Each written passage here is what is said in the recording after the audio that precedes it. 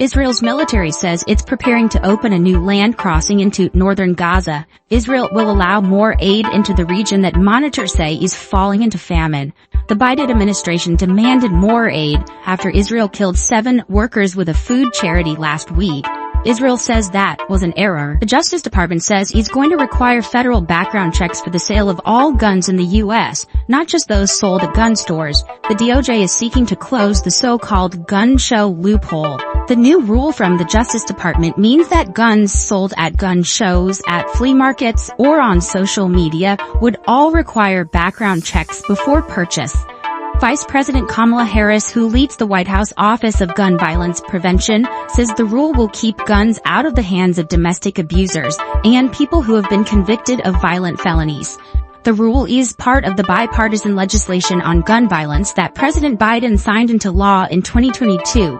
The DOJ estimates the rule will affect roughly 23,000 unlicensed gun dealers in the U.S. President Biden says the U.S. is considering dropping espionage charges against the founder of WikiLeaks. Today marks 5 years that Julian Assange has been in a London prison. In a video on social media, Stella Assange, the WikiLeaks founder's wife, reminisces about Australia where her husband was raised. But cycling through Melbourne like he used to do, or feeling his bare feet sink into the cool sand. Australia has asked the U.S. to drop charges against Assange. President Biden says his government is considering that.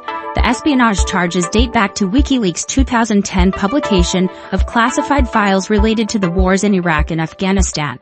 The Army analyst who leaked them, Chelsea Manning, did prison time and was freed under then-President Obama. Assange's next court hearing here in London is May 20th, which could serve as a deadline for any U.S. decision.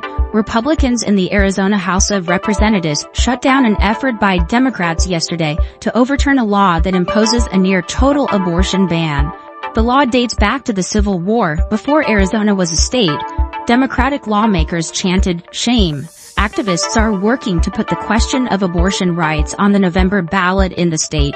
Democratic State Senator Ana Hernandez says Republicans will lose the question and possibly key districts in the Arizona legislature. And the voters of Arizona that already agree that we should have safe abortion access are going to show that through the polls. This week, the Arizona State Supreme Court ruled the abortion ban can take effect in a couple of weeks.